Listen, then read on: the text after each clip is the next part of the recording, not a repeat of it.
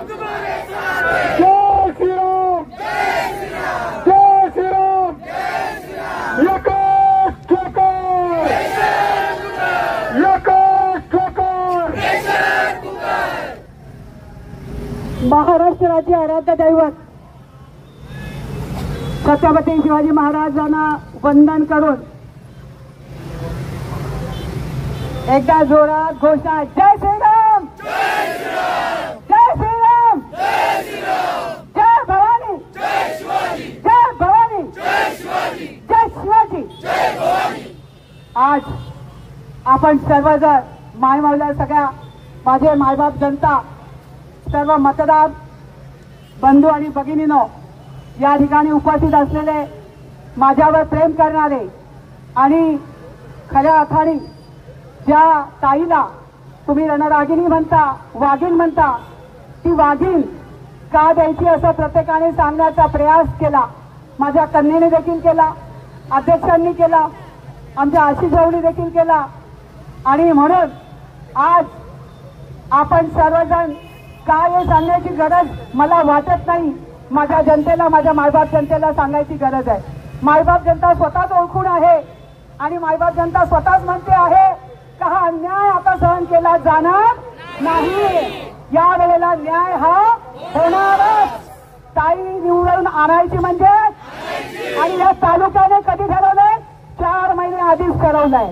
4 महिन्यापासून सगळ्या तालुक्यात कुजबूज आहे। प्रत्येक घराघरात, प्रत्येक संसद, प्रत्येक स्टँडवर सुद्धा, एसटी सुद्धा एकच चर्चा, आशाताई का, आशाताई का, आशाताई पाहिजेच, आशाताईलाच संधी दिली पाहिजे। ज्यांना ज्यांना संध्या दिल्या त्यांनी काय झेंडे लावले हे सगळ्यांना माहीत आहे। सगळ्यांना संध्या देऊन झाल्या, पण न्याय मिळवायचा असेल जनतेला, महिलांना, मुलांना, ज्येष्ठांना, तर ताईची गरज ही तालुक्याला आहे, जिल्ह्याला आहे। आणि म्हणून या विधानसभेला आपल्या सर्वांना सांगताना खरोखरच खेद वाटतो।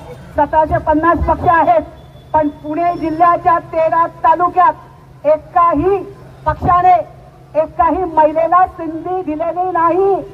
केवढी खेदाची बाब आहे। आई जन्माला घालते, तुम्ही कोणाच्या पोटी जन्माला आलात? त्या माय माऊलीचा सन्मान तुम्हाला करता येत नसेल तर राज्यकर्ते काय कामाचे? अशा राज्यकर्त्यांपेक्षा माझ्या जनतेच्या जीवावर, जेव्हा जनतेने सांगितलं का ताई प्रत्येक वेळी घात करणारे तुमचेच आहेत, तुमच्या घरातले आहेत, तुमच्या बाजूला असणारे आहेत, जो तुम्ही ज्यांना मोठं करता, नंतर त्यांच्या डोक्यात हवा जाते आणि मग ते तुम्हाला सचवायच्या तयाऱ्या सुरू करतात। आणि असं एकदा नाही, दोनदा नाही, माऊली तीनदा अशा पद्धतीने माझा घात करण्याचा प्रयत्न केला। परंतु हे चौथ्यांदाचं निवडणूक ही मी कोणत्या नेत्याच्या जीवावर नाही, मी कोणत्याही पुढाऱ्याच्या जीवावर नाही, तर माझ्या मायबाप जनतेच्या जीवावर लढते आहे। माझ्या या सगळ्या माय माऊल्या, माझ्या हे सगळं तरुण, माझे सगळे ज्येष्ठ यांच्या जीवावर ही माझी निवडणूक आहे। आणि म्हणून विजय हा पक्का आहे, विजयाची खात्री आहे। कारण मायबाप जनता फसवण्यासाठी नाही तर मनापासून उतरली आहे आणि त्यांनी मनापासून ठरवलंय। फॉर्म ठेवल्यानंतर लोकांना वाटत होतं फॉर्म राहणार नाही, पण मी पण विचार केला 4 महिने आपण तालुक्यातली कुसकुस आहे काय चेअरमॅन, बरोबर ना? काय ऐकलं की बाबा ताईने फक्त एकच गोष्ट लक्षात ठेवावी की लोक तयार आहेत, लोकांची इच्छा आहे का ताई पदोपदी कामाला पडणारी महिला आहे, त्या बाईला संधी मिळालीच पाहिजे। आणि म्हणून या ठिकाणी ही लढाई लढत असताना मला खरोखरच एक वेगळा जोश, एक वेगळा आवेश, एक वेगळा आत्मविश्वास जो 9 साली नव्हता, 14ला नव्हता आणि 19ला तर माझी हकालपट्टीच झालेली होती, माझी हकालपट्टीच झाली होती। पण ज्यांनी ज्यांनी पाप केलं, ज्यांनी ज्यांनी कुकर्म केलं, देवाने त्याची शिक्षा, मी नाही कोणाला काही, मी बोलतच नाही, मी कोणाचा विषय घेतही नाही, कारण माझ्याकडे सांगायला इतकं काही आहे की दुसऱ्याचं सांगायला मला वेळच नाही।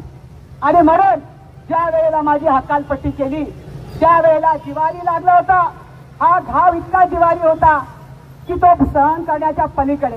मला बाळासाहेबांची संघर्ष कन्या म्हणतात. बाळासाहेबांच्या संघर्ष कन्याच्या जीवनामध्ये एवढा मोठा संघर्ष यावा आणि जनतेने ती कळ बघितली, ती अवस्था बघितली. मी बाळासाहेबांची कन्या आहे. बाळासाहेबांच्या विचारांनी चालणारी, जे पोटात आहे तेच होटात आहे.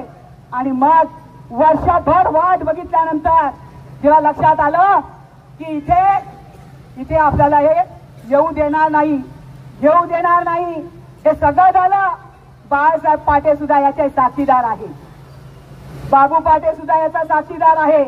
कोणाचंच काही चाललं नाही, सगळ्याने सगळे प्रयत्न करून दमले, परंतु पक्षाकडे ज्यांचा वशिला मोठा होता त्यांचा वशिलाच कामी आला. आणि त्यांच्या वशिल्यामुळे त्यांचं देखील ज्यांनी केलं त्यांचं काय झालं ते तुम्हाला सगळ्यांना माहिती. काय झालं वाटलं ते तुम्ही बोला, पण ते झालं कारण वर बसलेला न्याय करता आहे. तो न्याय केल्याशिवाय राहत नाही. त्याच्या लाठीत आवाज नाही, ती बी आवाज आहे, ते बे आवाज आहे. मी आयुष्यात कधी कोणाशी गद्दारी केली नाही. मी आयुष्यात त्याच्या डोक्यावर हात ठेवला, त्या लेकराला मी माझ्या लेकरापेक्षा जास्त जीव लावला. ज्या भगिनीच्या डोक्यावर हात ठेवला तिला मी माझ्यापेक्षा जास्त सन्मान दिला. मी प्रत्येकाचा मान सन्मान जपत आले, कारण कुटुंबाची पार्श्वभूमीच तशी होती. जन्म झाला ते गाव साधू महाराज वायकरांचं गाव, आरवी गुंजाळवाडी, गावड्याची कन्या, शेळक्यांची नात, आणि दिलं ते वैष्णवधाम बुचकेवाडी म्हणजेच कोंडाजी बाबा डेरे यांच्या पदस्पर्शाने पावन झालेली भूमी आणि ब्रह्मनाथाची नगरी. मला एवढं सगळं सानिध्य आणि जो मिळालेला संप्रदाय, आणि म्हणून निर्णय झाला जनतेच्या जीवावर लढाई लढायची. मला काढायला बघत होते, फॉर्म मागे घ्यायला लावत बघत होते, माझ्या गावापर्यंत जाऊन पोहोचले, माझ्या कार्यकर्त्यांपर्यंत पोहोचले. पण कार्यकर्ते म्हणले ताईला आजपर्यंत असं सांगायची कोणी हिंमत करू शकणार नाही. तिच्या जीवनातलं ते स्वप्न आहे, आणि ते स्वप्न साकार होत नाही तोपर्यंत ती काही स्वस्थ बसणार नाही. आणि आम्ही तिला स्वस्थ बसू देणार नाही. आम्ही रक्ताचं पाणी करू, पण आमच्या ताईला आमदार करू.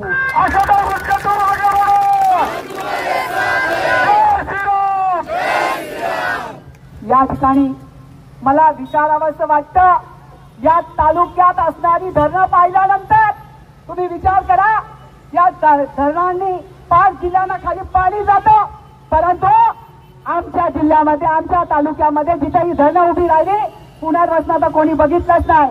साऱ्या कॅनल जे काही झालं त्याच्यावर 20-20 वर्ष ज्यांनी लाल दिवे घेऊन फिरले त्यांनी सुद्धा कधी लक्ष दिलं नाही, कधी प्रश्न सोडवले नाही माझ्या शेतकरी बांधवांचे.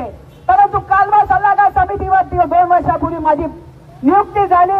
हाती घेतले प्रश्न, पण हाती नियुक्तीच्या आधीच घेतले. गेल्या सरकारमध्ये बापू शिवतरांकडं आणि त्याच्या बैठका लावल्या, त्याचे आमच्याकडे पुरावे आहेत का त्या बैठकांमध्ये आम्ही काय काय ठरवलं.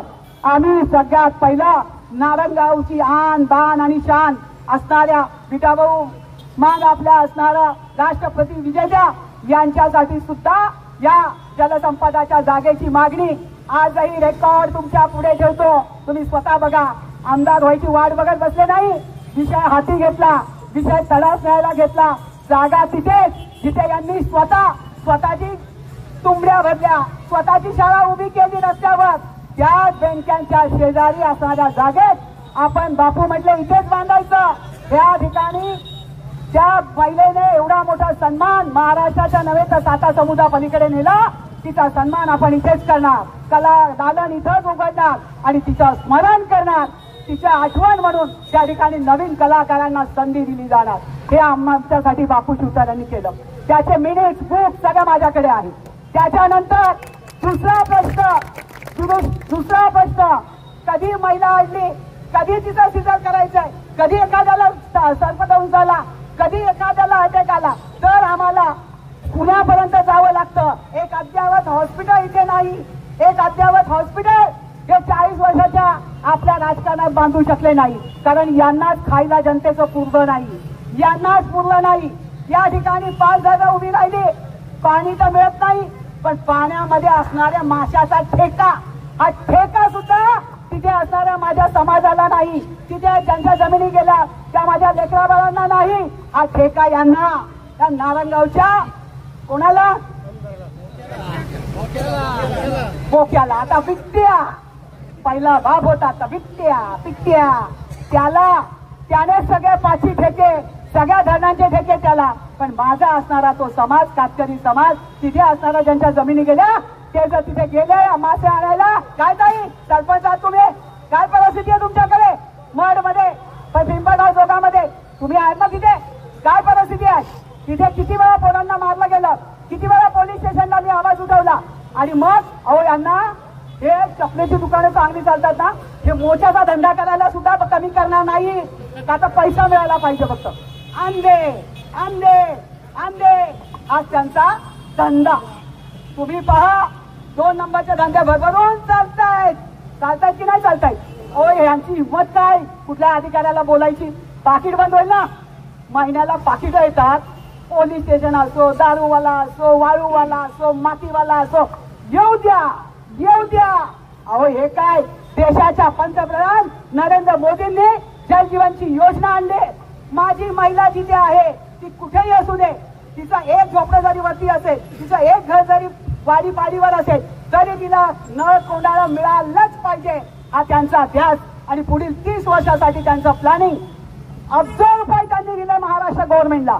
आणि हा 14 नंबरवाला, हा नारंगावाला भावाला म्हणतो आम्ही पैसे आणतो, ठेकेदारी आहे, पैसे घेऊन ये.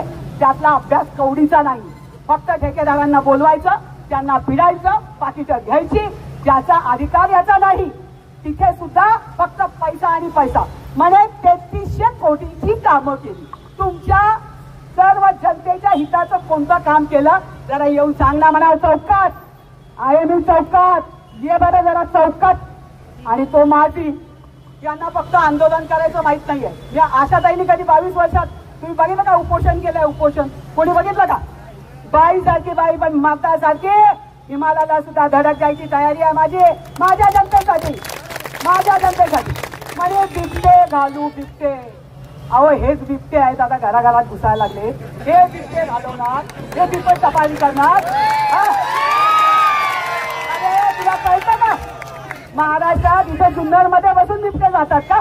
त्या बिबट सफारीमध्ये 18 ते 20च्या पुढे बिबटे ठेवता येत नाही, आणि इथे 600च्या पुढे बिबटे वाढले. हा इथे उपोषणाला आणि मी या बाबासाठी कुठे दिल्लीला. आता ते केंद्र सरकारचं काम आहे, केंद्र सरकारवर निर्णय झाला पाहिजे. हे इथे बसून इथल्या लोकांना त्यांच्याकडून सहानुभूती मिळवायसाठी निवडणूक आली का नवीन फंड आलाच, निवडणूक आली का नवीन फंड आलाच.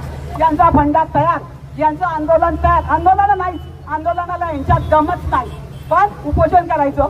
जसं आधी आत्ताचा असणारा आमदार गावोगावी फिरला गेल्या 5 वर्षापूर्वी, झोपायचा गावाला जाऊन, जिथं उशी मिळेल तिथं पडायचा आणि म्हणायचा मी पाणी आणणार, मी पठाराला पाणी देणार, मी सावरगावच्या 9 वाड्यांना पाणी देणार, त्या 9 गावांचं कल्याण करणार. अरे बाबा तुझा बाप्पा स्वतः कृष्णा खोऱ्याचा अध्यक्ष होता, त्यावेळेला काय झोपले होते तुम्ही? का दिलं नाही पाणी? का नाही पाणी मिळालं? ते आमच्या हक्काचं होतं. त्यावेळेला तुम्ही 40 वर्ष एका घरात चालवता, त्यावेळेला तुम्हाला जनता दिसली नाही, तुम्हाला मतदार दिसले नाहीत, प्रश्न सोडवता आले नाहीत. आणि आज म्हणे मी पाण्याचा सोडवलं का 5 वर्षात? सुटला ना प्रश्न? पठारावाल्यांची फसवणूक, आमच्या सावरगावच्या 9 गावांची फसवणूक. त्याच्या पुढे जाऊन हा बिबट्यावाला काय म्हटला? मी त्या पठारावर MIDC करेल. काय करेल? MIDC करेल. अरे इथे लोकांना प्यायला पाणी नाही, ते टँकर आम्हाला पोचवायला लागतात. माझ्या जनावरांना चारा मिळत नाही, आम्हाला चारा पोचवावा लागतो. त्यावेळी पण यांचं ढोंग नावं टाकून आम्ही देतो, आम्ही करतो. अरे काय करतो? लोकप्रतिनिधी कसा असावा? मिनिटात त्याला समजलं पाहिजे का या प्रश्नाचं काय सोल्युशन आहे, हा प्रश्न कसा सोडवायचा. तो प्रश्न सोडवण्यासाठी वेळ तर पाहिजे ना. आम्हाला गोवानपंजी भितात जात आहे, आम्ही मजा करताच 5 वर्ष काढतो. आला कधी गेला कधी बाबा कळतच नाही. आता तर कारखाना उतरलाय. माझी कन्या म्हणाली कारखाना उतरला का नाही? कारखाना नेहमी काय सांगतो? हा कारखाना आपण जर म्हटलं उसाला भाव वाढून द्या म्हणतो की नाही? शेतकऱ्याला वाटतं की नाही आपल्याला 2 पैसे मिळाले पाहिजेत. शेतकरी जेव्हा उसाला भाव मागतो हे कायदे शिकवतात. यांचा एमडी चालवतो सगळं, हे फक्त सही करतात आणि वाचून वाचून बोलतात. ती बोलली ती बरोबर बोलली. स्वतःचं काय, स्वतःचं स्किल काय, स्वतःची प्रशासनावरची कमांड काय, आणि ते सुद्धा कोणीतरी लिहून दिलं का आपण बोलायचं, त्यातलं काही एक माहिती नसायचं. परंतु निवडणूक आली, मला आमदार व्हायचंय, आणि मग त्या शेतकरी उत्पादकांचा जर कारखाना म्हणवताय, शेठ बाबांनी शेतकऱ्यांसाठी उभारलेला कारखाना, पण आता नातू काय करतोय, त्या कारखान्याचे कामगार गल्लोगल्ली आम्हाला भेटल्यानंतर हात जोडून सांगतायत, अहो नाही केलं ना आम्हाला काढून टाकतील हे.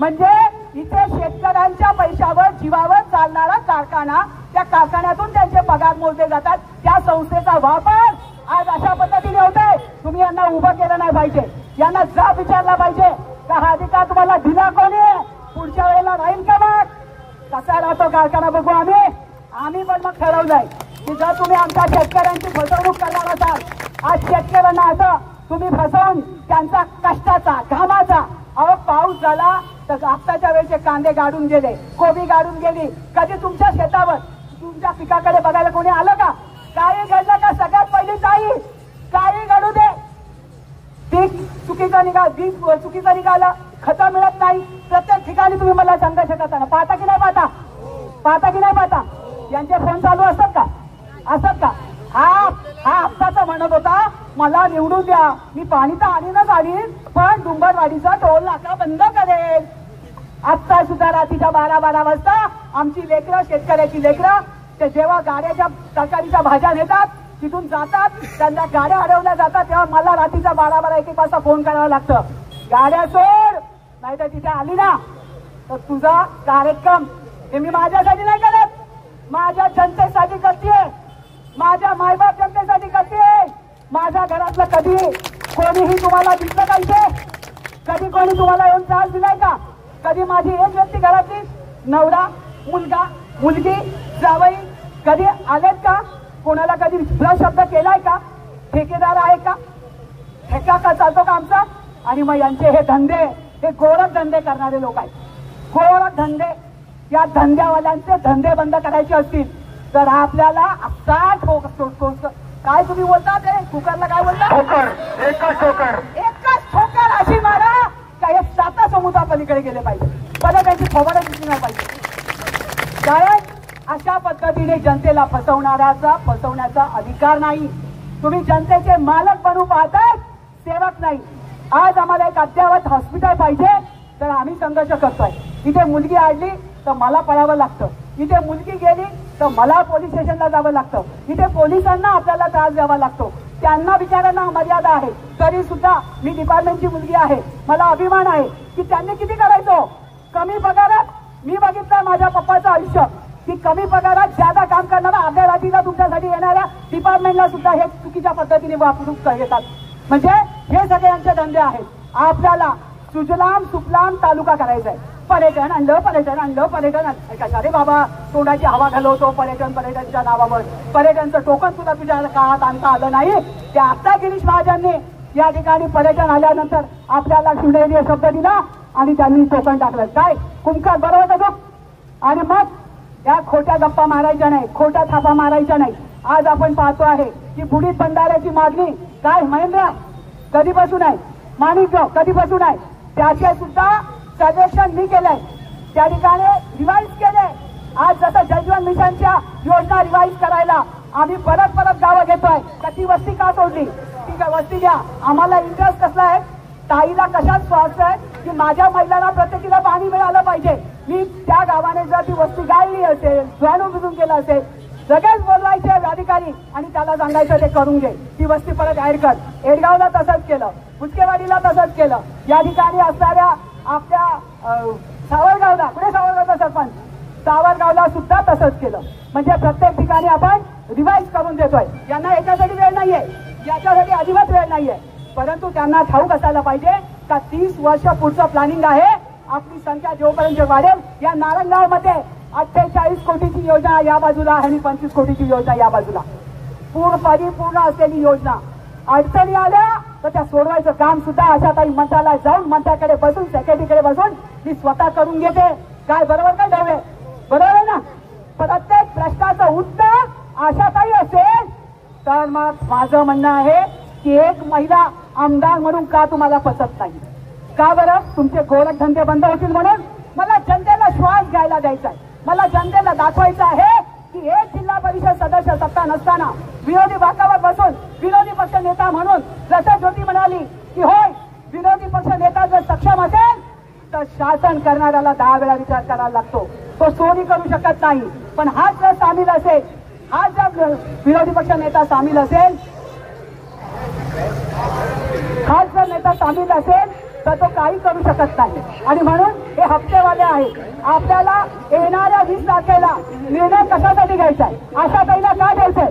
आशाताईला द्यायचंय दारा घाट फोडायचा आहे. काय करायचंय? दारा घाट फोडायचा आहे.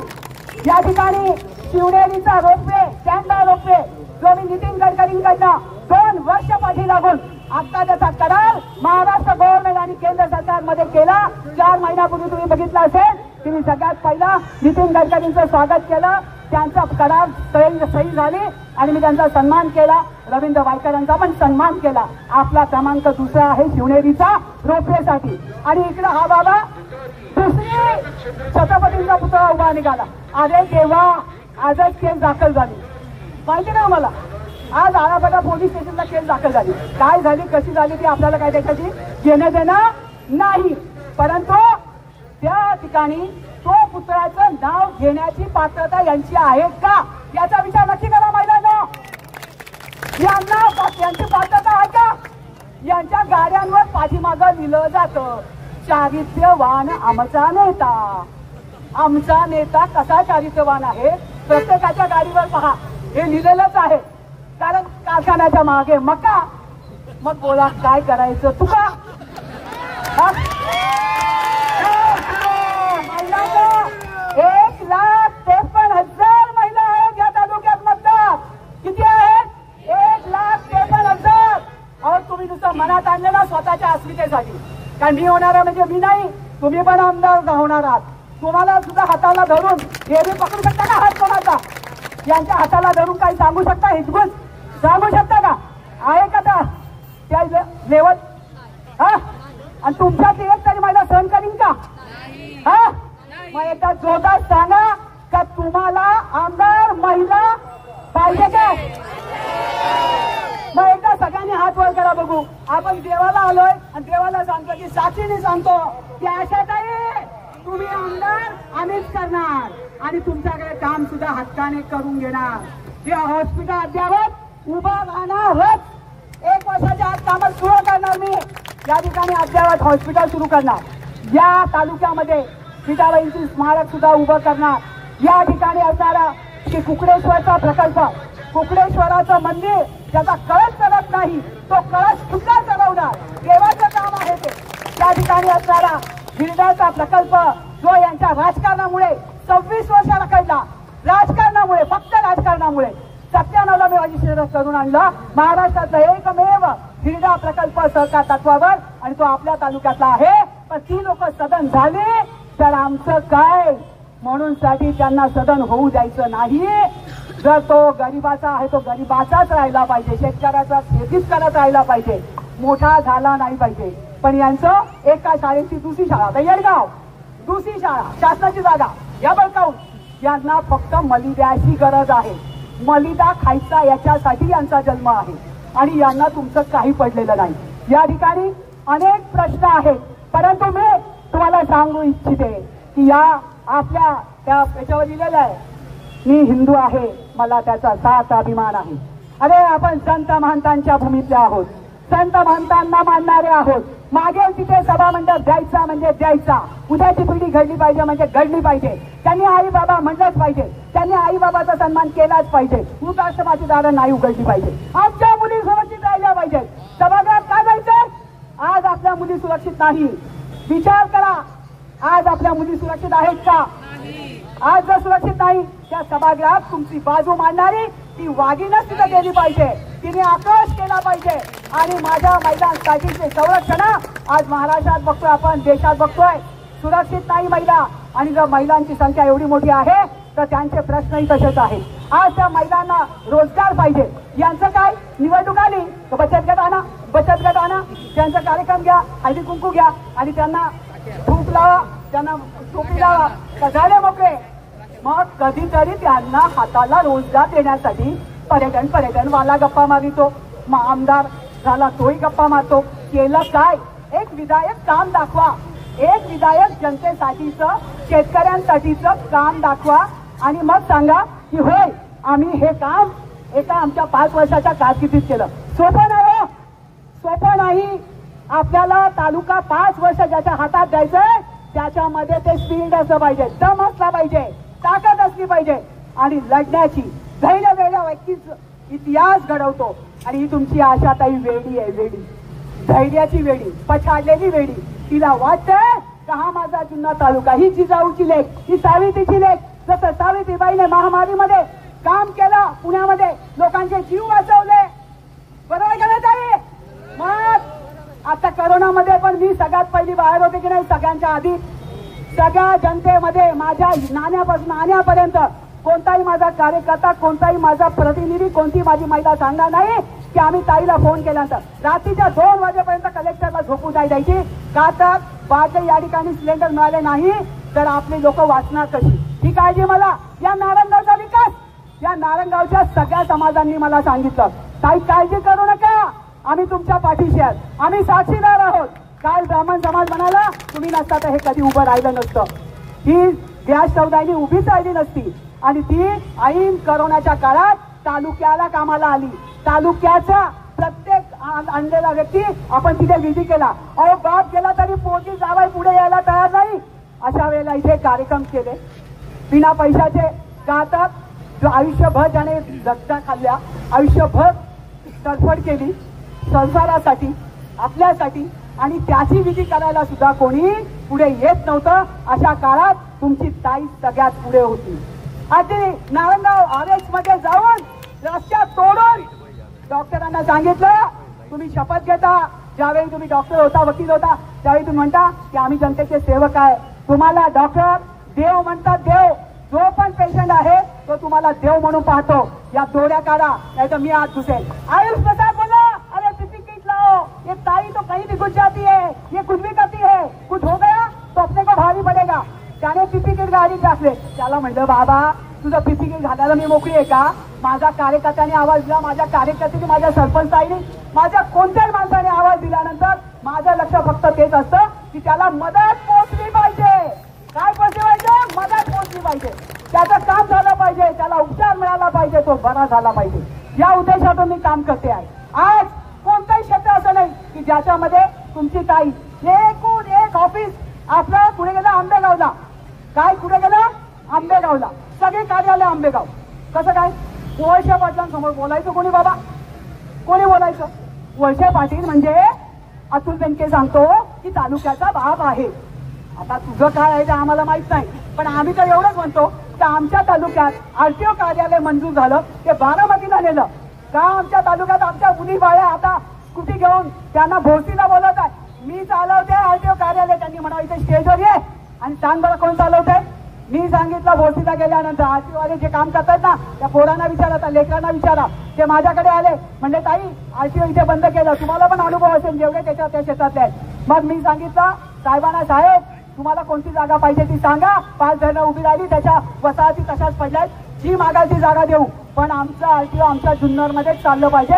माझ्या माता भगिनी तिकडे जाणार नाही ट्रेनिंग द्यायला, तिथे जाणार नाही रिन्यू करायला, हे सांगणारी ही आशाताई।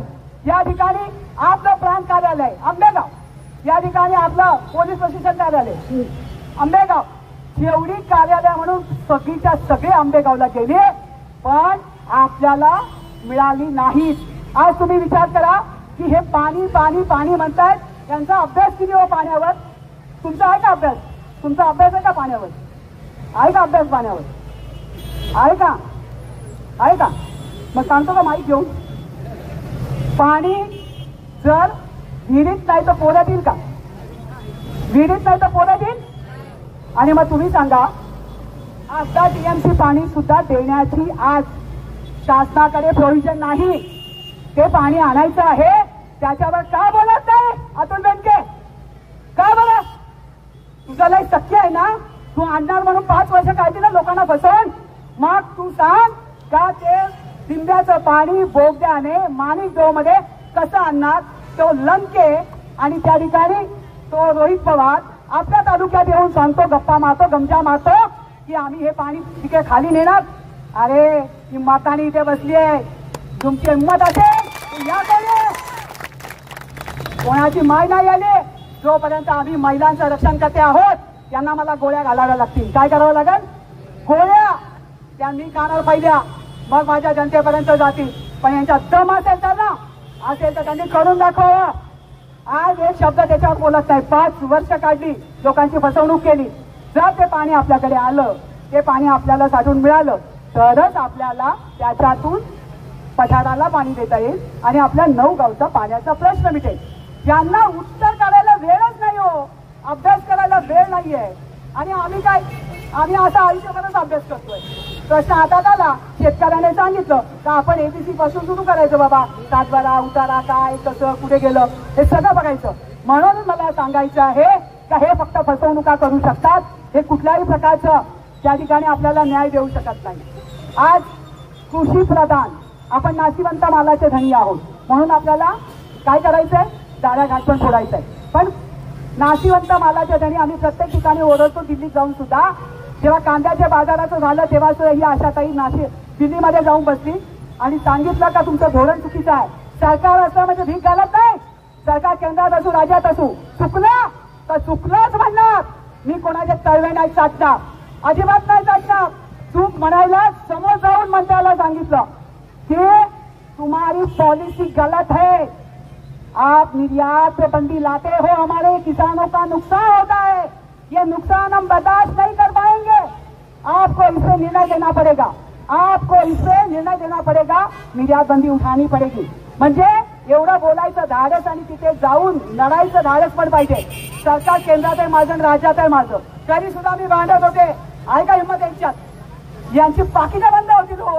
हे पाकिटाचा खेळ आहे सगळा. मला कोणाच्या पाकिटाची गरज नाही. माझी मुलं सगळी चांगल्या पद्धतीची आहेत, सरस्वती आहे, लक्ष्मी त्यांच्या घरी पाणी भरती. माझ्याकडून त्यांना काहीच अपेक्षा नाही, काहीच अपेक्षा नाही. आहे का?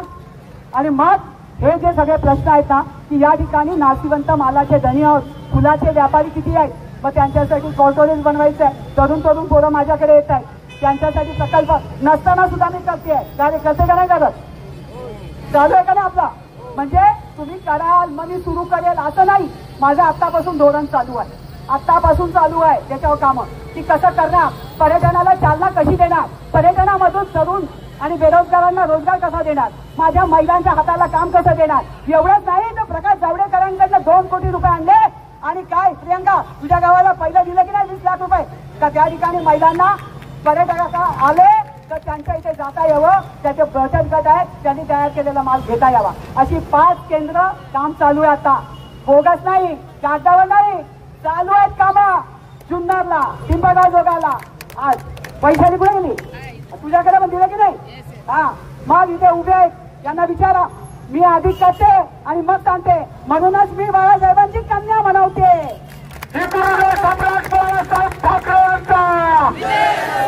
या ठिकाणी आधी करावे आणि मग सांगावे या उक्तीप्रमाणे. पण मला एक सांगायचंय, 22 वर्ष मी रक्ताचं पाणी केलंय आणि आता तुम्ही मला निवडून देणार आहे. माझं काम दुसऱ्या दिवसापासून सुरू होणार. आपण गुलाल उधळणार, भंडारा उधळणार, परंतु कामामध्ये कुठलाही अजिबात काही सहन करत नाही. मी जेवढ्या कडक शिस्तीने वागते ती फक्त माझ्या लोकांना न्याय देण्यासाठी. मी कधी यांचं हे कपडे फाडतात ना, बरी फाडतात एकामेकाची. सगळ्यांचं सगळ्या जगाला माहिती आहे, सगळ्या मतदाराला माहिती आहे. त्यामुळे आपल्याला सगळ्यात पहिली कामं करायची आहेत ती शेतकऱ्यांच्या हिताची, शेतकऱ्यांना भावेल अशी. आणि ही करत असताना आता याच्या पुढे ही फसवेगिरी चालणार नाही, गोरखधंदे पण.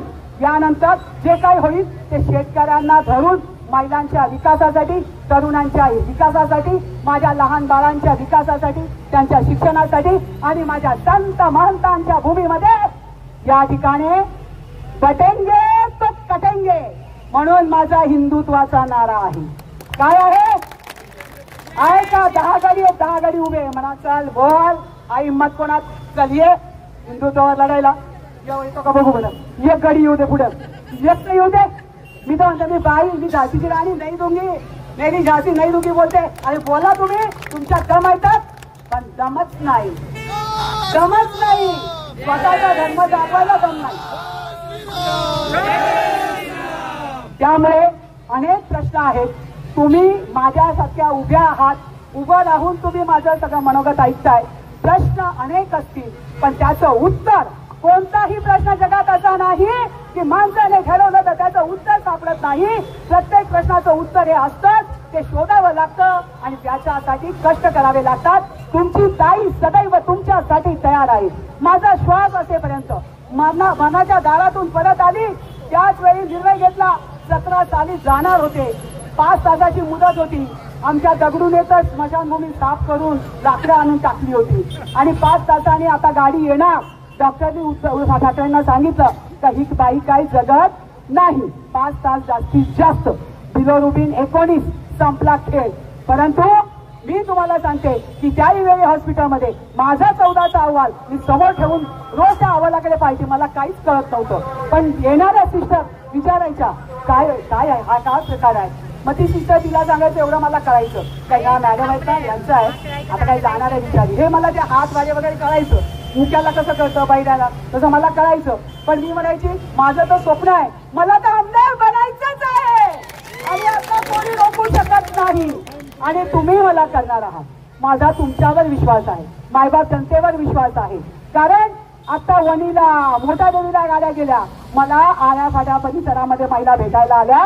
मला म्हणल्या ताई गाडीत त्यांच्या बसलो, खाल्लं त्यांचं, देवीला गेलो आणि ओटीत तुम्हाला आमदार करण्यासाठी बदलावी.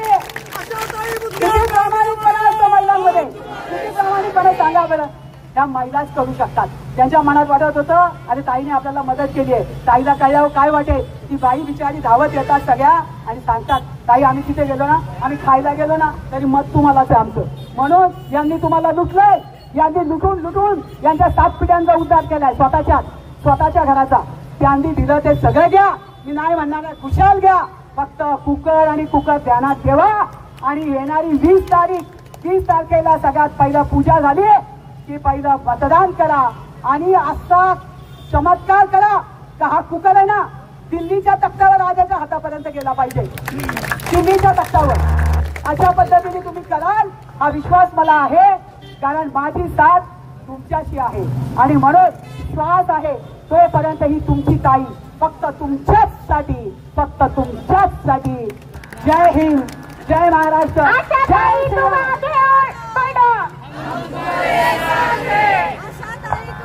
आशा ताई तुम आगे बढ़ो, हम तुम्हारे साथ हैं.